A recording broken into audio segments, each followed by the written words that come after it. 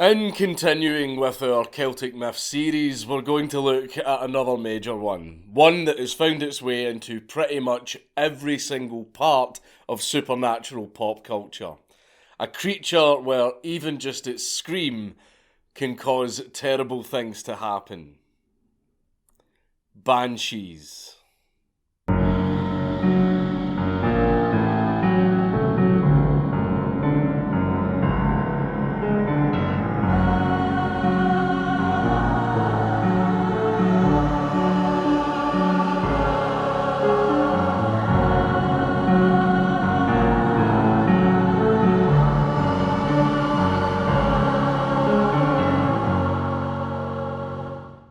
But before we get into it, this video was brought to you by Displate.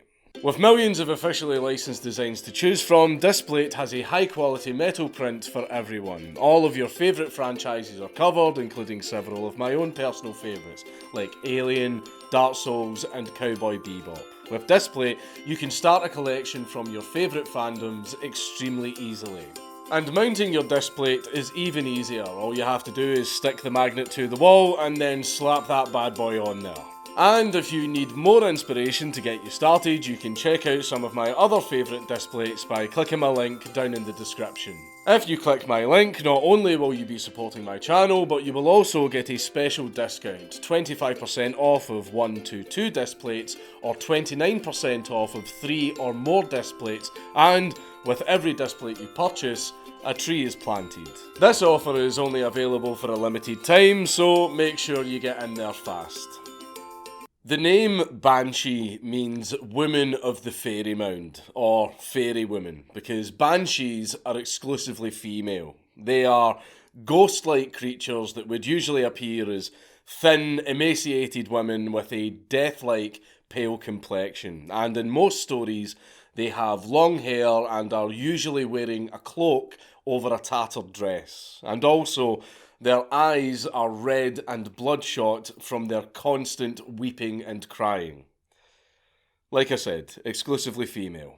Some of the descriptions do mention specific things like red or silver hair, a grey cloak, or a white or green dress, but as always with mythology, there are many different variations and descriptions of Banshee.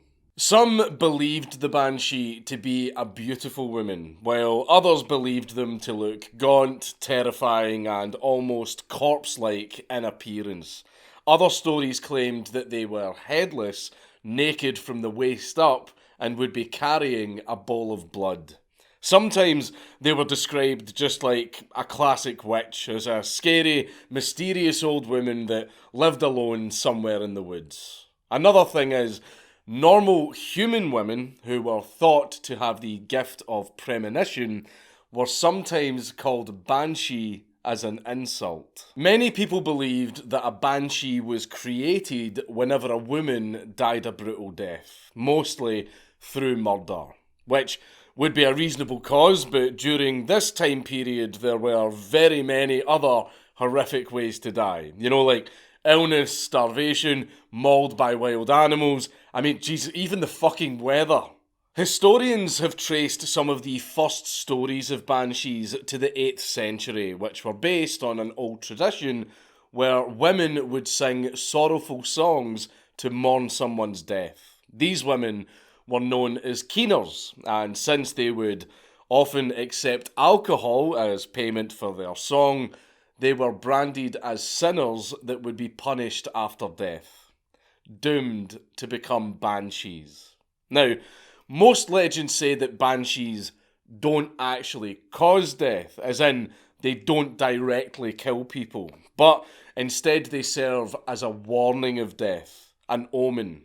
Though some other legends have talked about some types of banshees luring and killing their victims. Banshees were thought to completely avoid human contact, and they were very rarely seen, only heard.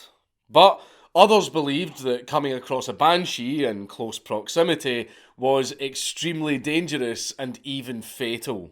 In some tales, banshees were said to be able to paralyse their victims, either through their touch, which was described as being as cold as ice, or with their scream, which was thought to be so loud that it would perforate the victim's eardrums and in some cases even crack their skull.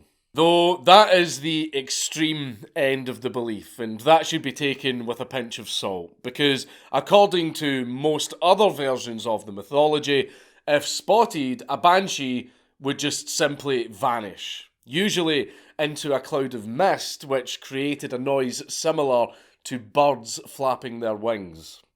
Banshees were mostly just seen as omens or messengers of death. If you saw one, even from a distance, or if you heard it scream, that would mean that your death was very near, or the death of someone you love. Though banshees were most often heard and not seen. Another thing about the banshees' screaming omen of death is only the people that the omen was for could actually hear it. No one else could. So, if you were all gathered round the campfire and one guy says, "Did any of you just hear that scream?" and none of you heard anything, well, you were all fine. He's fucked though. It was also believed that banshees were possibly the descendants or servants of one of the Celtic gods, the Morrigan, the Celtic goddess of kings, sovereignty, war, and fate. And she was the harbinger of either defeat or victory in battle.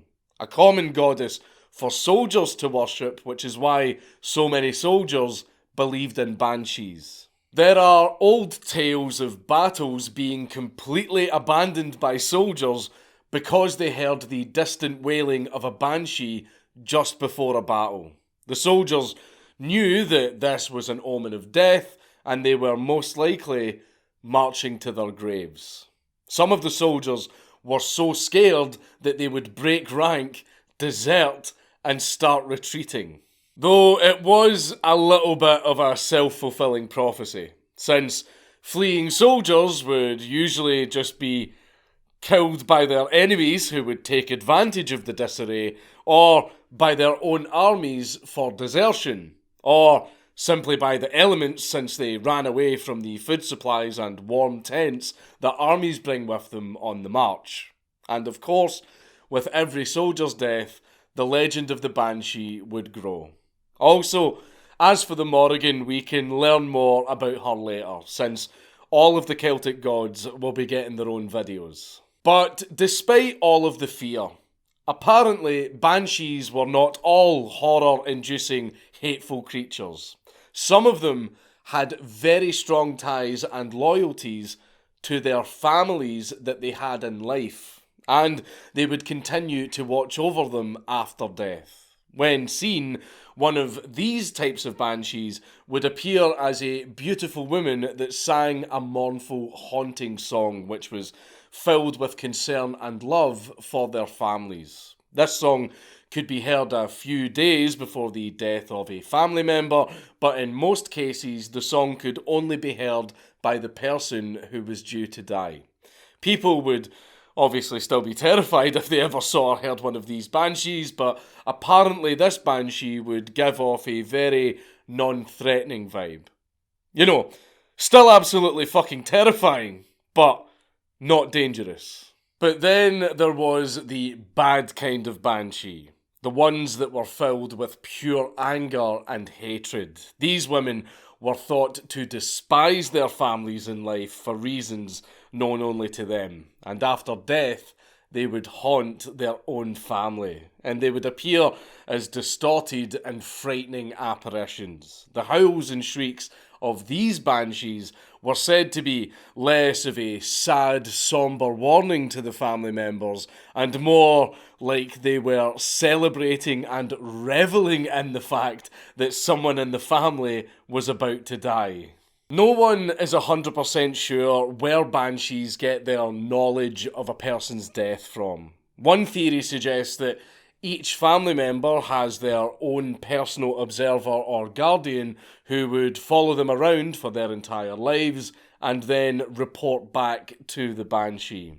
It may also be why banshees were sometimes thought of as fallen angels or lost souls, but we can just put all of that down to yet more Christianization of pagan beliefs. Centuries ago, belief in banshees was a lot more widespread and embedded in the culture of Ireland and Scotland, and being a disbeliever was seen to be blasphemous. If you said that you didn't believe in banshees, that was seen as you tempting fate, and you would draw their anger, because after all, banshees are agents of fate. And even today, there are still a lot of old people who still believe in banshees. Jack! Back off, you spooky bitch! In Ireland, tradition stated that the banshee could only cry for 5 major Irish families: the O'Neills, the O'Briens, the O'Connors, the O'Grady's, and the Kavanaghs. But as time has gone on, there have been many stories and sightings of banshees outside of these family groups. While the banshee is traditionally an Irish ghost, the banshee is also very well known throughout Scotland and also even further south in Welsh mythology as well. The myths of these banshees also migrated to the United States, following the immigrant families as they made their way from Ireland and Scotland. There are even numerous legends of banshee-like apparitions along the Tar River Valley in South Carolina. Even Appalachian folklore contains a number of examples of banshees appearing in the woods and hollows of the mountains. In Scotland, one variation of the banshee is named Bennia, which means something close to fairy washerwoman or the laundress. Yet, the Irish banshee and the Bennia are two very different creatures. According to a folklorist in Scotland in the latter half of the 19th century, a man named John Gregerson Campbell, for as much as you can trust a Campbell, he said that a banshee refers to any otherworld woman, but the Bennia is a specific kind of otherworld woman. The Bennia is a far more horrific creature, described as having one nostril, one big protruding tooth, webbed feet, long saggy breasts, and is usually seen dressed in green. Known as the washer at the ford, these creatures are found wandering near deserted streams where they wash the blood from the grave clothes of those who are about to die. Bennia are thought to be women who died during childbirth, and they are doomed to be washerwomen until the day their lives would have naturally ended had they lived. Now, here comes a little bit of a weird part. Apparently, if you see a Bennia, and she hasn't noticed you yet, if you sneak up to her while she is washing the clothes, and you start sucking on her big saggy tit, it tricks the Bennia into thinking that you are its child, the one that it never got to embrace because it died giving birth to you. At which point, the Bennia will grant you a wish. I know, mythology's fucking weird sometimes, but don't let that hold you back. Get out there and suck on the big ol' wishing titty. However, I do have to imagine there must have been so many grandmothers during that time period who had some very unfortunate experiences at the river when they were just trying to wash their fucking clothes. Another kind of Highland Banshee is known as the quinyak, which means the weeper. These types of Banshee are normally invisible and they foretell deaths for the clan that they belong to in life, though not by shrieking or singing songs, but by weeping and wailing with sorrow very loudly. They are mostly noted as being seen at night near waterfalls, streams, lochs, or in a glen. There are many differences between the Bennia and the quinyak, not only in appearance, but the quinyak cannot be approached or questioned or be made to grant wishes. So please do not try to suck its titty. You couldn't anyway, because as soon as you try to approach a quinyak, it just disappears.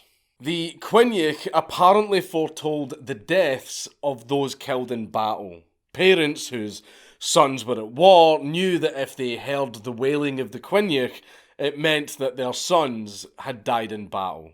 Also, as we have covered in another video, before the massacre of Glencoe, the MacDonalds of Glencoe could hear their clan's quinyak wailing for several nights all throughout the glen in the lead up to the massacre. Some MacDonalds took the warning for what it was and left the glen immediately, escaping the fate of those who stayed behind. There is a poem left behind mentioning the quinyak of the Glencoe massacre, which reads as follows. Little quinyak of the sorrow is pouring the tears of her eyes, weeping and wailing the fate of Clan Donald. Alas my grief, ye did not hear her cries. There is gloom and grief in the mount of mist. There is weeping and calling in the mount of mist. There is death and danger. There is maul and murder. There is blood spilling in the mount of mist. Shrieks from the forest are obviously terrifying. Even if you aren't superstitious at all, hearing a shriek coming from a forest at night, you're still going to shit your pants. If you have ever been in a wooded area at night, a lot of people become very hyper-aware of every sound, sometimes feeling like they are being followed when no one else is around, with your fight or flight waiting to kick in. And then suddenly, out of nowhere, you hear a woman screaming. That would freak anyone out. But I have a feeling that I know what the culprit is.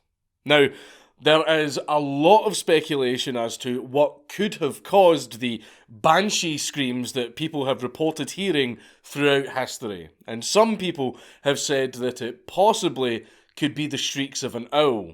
But I've got another theory. And the reason I have this theory is because I have witnessed firsthand people freaking out over this noise and thinking it was a woman screaming.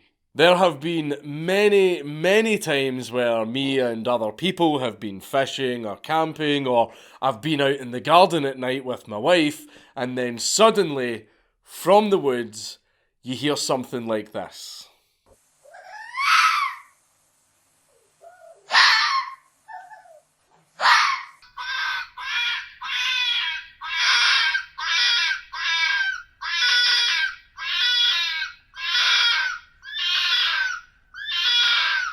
And far too many times I've seen people hearing that noise and then freaking out and going, oh my god, what the fuck is that? Even my own wife several times thought that a woman was being murdered in the forest. I've even seen videos online of people filming outside their window and recording these spooky and scary noises in the night, and then Facebook mums in the comments going, oh my god, what the fuck is that? It's foxes. That's the noise foxes make.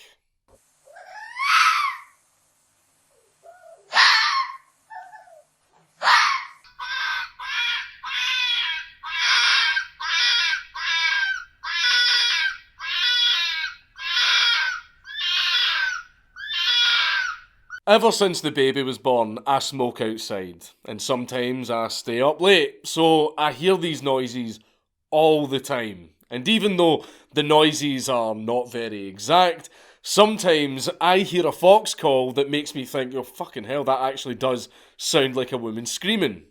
But it's just a fox. However, imagine back in the day when soldiers and regular people were superstitious as fuck, and they fully believed in banshees. And then they hear something like that. I can kind of get why they got freaked out. So, you have nothing to worry about. Those noises that you hear coming from the woods at night are just foxes, alerting each other to danger, calling out to their cubs, or just fighting with each other. At least, I'm pretty sure that's what it is. It's Count Dankula on YouTube! Everybody just subscribe!